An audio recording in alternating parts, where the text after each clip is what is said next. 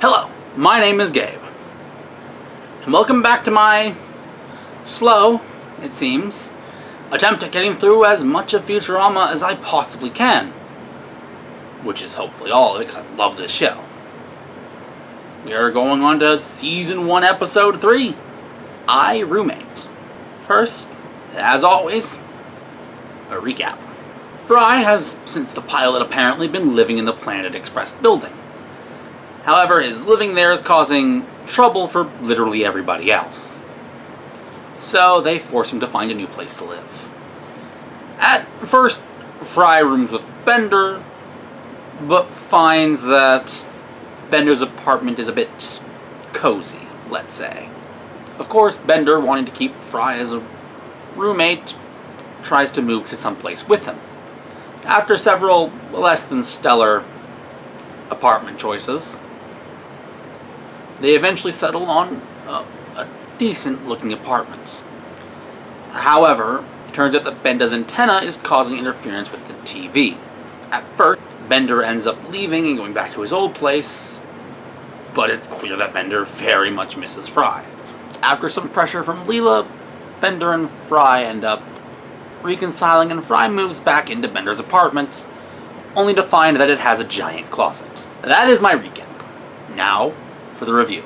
This episode's great. I'm gonna be honest. This has definitely been one of the episodes that I found myself laughing at the most. I'm not gonna say that I don't like the spacefaring adventures that other episodes of Futurama do, but their show definitely needs to find a good mix. And this episode was, well, it was, I'd say, funny from the moment one, whilst also having a bit of heartwarming character to it. This episode, more than any others, it feels like it characterized both the main cast and even in some small degrees the secondary cast more than any other episode could.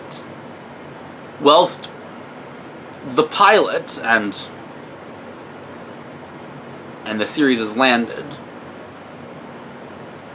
both did a great job at introducing characters. This one did a great job of endearing us to them. Number one, we got to see Bender's softer side, which allowed us to like him as more than just comic relief. We got to see what characters care about, and even just some little quirks in their dialogue. All of that, I'm not going to say has been completely absent from previous episodes, but definitely not as strong a force. And the comedy in this episode, just to be honest, a little spoiler for the next segment, it took a bit of time to find something that I thought was really funny, because a lot of it was. I'm not going to get into the specifics of the jokes yet, because that's for the next segment again, but there were a lot of moments in this episode that I found myself laughing without even really thinking about it. Well, that wasn't so much the case in the previous episodes. Maybe a chuckle or two. The show is definitely starting to find its stride. Speaking of comedy, it's time for the Comedy Awards. Dun dun dun dun dun dun. Okay, there is a lot, like I said. So the first joke that got a chuckle at me was the Emperor What's-His-Face joke. Oh, here's the clip. Now, if you don't mind, I'm rather busy. I seem to have mislaid my alien mummy. This sarcophagus should contain the remains of Emperor Nimbala, who ruled Zubin 5 over 29 million years ago. Hey, Professor! Great jerky! My God, this is an outrage! I was going to eat that mummy! And the other clip.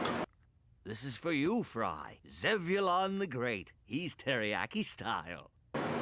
These, I don't know. I found this whole bit kind of just endearing. There were two montages that I thought were really good.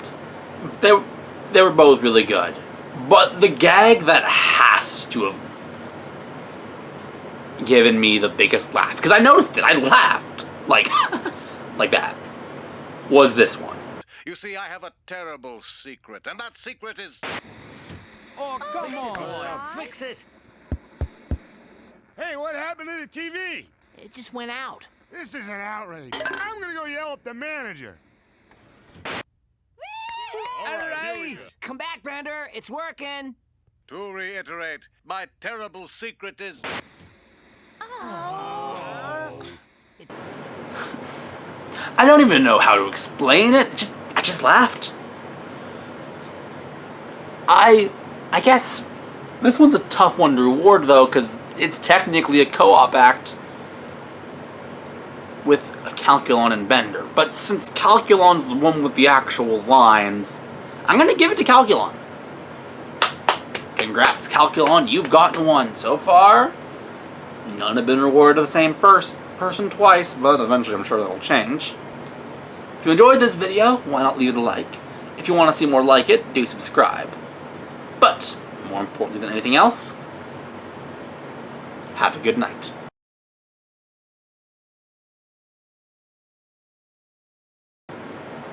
Oh, right. The after show. I guess let's focus more in on the down-to-earth episodes. Futurama has a ton of down-to-earth episodes, a ton of high-flying space episodes.